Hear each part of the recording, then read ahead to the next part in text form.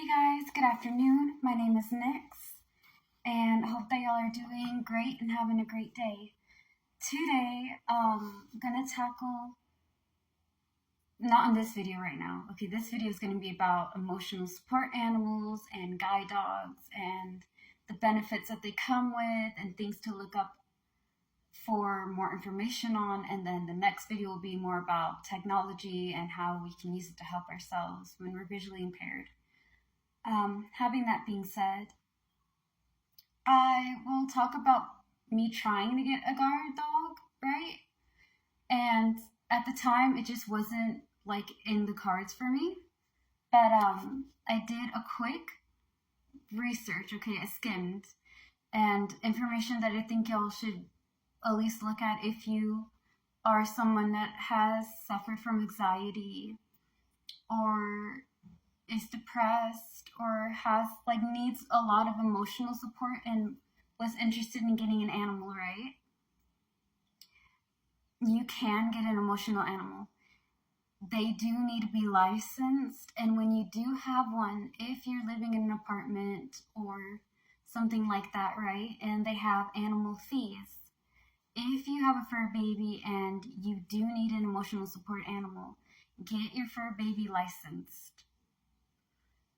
And they should be able to not give you any fees for that animal being there in your house because you need it for a medical reason.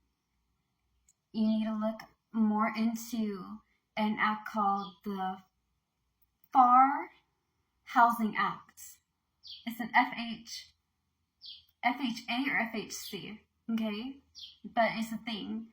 And it was established, if I remember correctly, in 1988. It is to help people not be discriminated for any mental or disabilities, okay? And I will also, I'm sorry, the dust is all up in my nose, so you're gonna see me do this a bit. Anyways, back to what I was saying. For emotional support animals, right? You can have an emotional support animal and not have to do the fees. It is covered by the Housing Act for people who have emotional animals or support animals, right? I'm going to tie into this kind of with the guide dogs as well because it's with people who have a disability. It's not to be discriminating against people with disabilities who need support and help with those, all right? That being said, look into it. It was established in 1988. I believe, if I remember correctly, it was the FAR Housing Act, I believe, all right? It's an FHC or FHA, but it ties into that, and it allows you to be able to have them with no cost in there. If you are interested in having a support animal or a guide dog, okay, or if you want your guide dog to also be your emotional support animal, you can, but they have to have license. When you do this, you have to get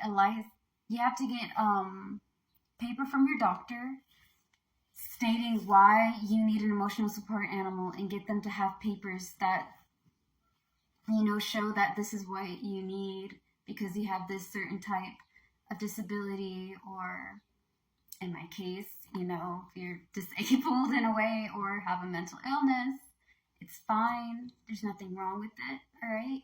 We all have a little something on ourselves. And so that being said, don't be ashamed, but just for you to know, that's something that you can also look into and see if that works for you. But make sure you go to your doctor, let them have the papers for your medical, go and get them trained, so that way they'll be able to help you and have a license to do that. Okay, you can't just claim that your fur baby's your emotional support animal and you don't have the papers and documents to back up that statement, because it will not fly. You gotta cover all the technicalities and make sure that they can't go around and loophole you, okay? But that's just something I wanted to put out there if anybody needs it or wants to hear it. Now, for guide dogs, all right, there are classes that you can go and get for free. One of them I remember specifically is called the The Southeastern Guide Dogs, they're a nonprofit organization. They run on donations from generous donors. And they give you lessons to train your dog, or they may have a dog that is in training to be a guide dog that can work for you. Guide dogs are assistants as well as companions and fur babies that help people who are visually impaired. Can also, I know they're used for people who are blind or visually impaired. I don't know if it works also if you have hearing problems. It could be. They could get your attention, if you need that. The reason why mainly you get guide dogs instead of like guide cats or guide parakeets is because they're easy to train. Well, they're not easy to train, but they can give you a lot more like commands. They can let you know and express things a lot more, as well as being trained, okay? And they're obedient in a way. So that's why they're considered mainly guide dogs instead of like guide cats or guide parakeets or guide turtles. Trust me, I tried to get a guide cat because I thought at the time someone had told me I could get it. I didn't know if they were like yanking my chain or if they're just like pulling one around or whatever. So I was like, okay, bet. I would love to have a guide cat. And turned out they did a research on it, and cats, just as awesome and amazing as cats and all the other animals are, cats didn't have enough to their standards like dogs did. So they just stuck with guide dogs. That being said, guide dogs or emotional support animals can go on trips with you. Okay, there are benefits of having them, and of course there's cons, all right? Pro is that you have somebody that can help you. You have companionship, you have support, and animals as well as nature is very healing. Okay, for whatever reason, they really give you the sense of peace, because people can be bottoms, all right? We live in a world where there's a lot of people who are bottoms. Not everybody, but a majority of people are. They're toots. And some people are loving and kind, but like to have somebody that will always be there with you and give you love and affection, and you can give them love and affection, they really teach you and help you on a level that's hard to explain. When I lived out in the country, I still live out in the country, but when we had chickens, right?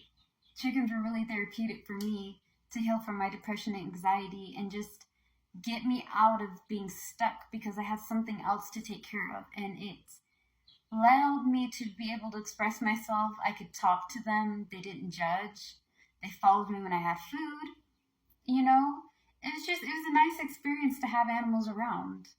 I can't really explain it, but like they're very therapeutic.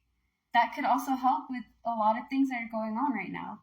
The con is that yes, you have to feed them, and that medical care and all that can be very expensive. Of course, you can see if there's discounts and things of that nature that might be able to help, depending on the fact that they're, your emotional support animal, or they're your guide, or they're both. You know what I mean? Another pro is that it's an icebreaker, because who doesn't love animals? And for those who may not be, that's okay. You're not a bad person for not being an animal lover, right? I got friends and some family members like that. They'll never kill an animal, but they're not fond of them, you know what I mean? But that being said, it is something that you can look into and see if it works. I'll give a little bit more information on the next video of mine, and then we'll tackle technologies and other things for those who may not want to have a guide animal, or maybe you're allergic to pets and so that doesn't work for you, right? To have an emotional one too. Technologies and things that can help for visually impaired people will be next. Thank you guys. Stay wild, moon child. Stay free, sunbeams.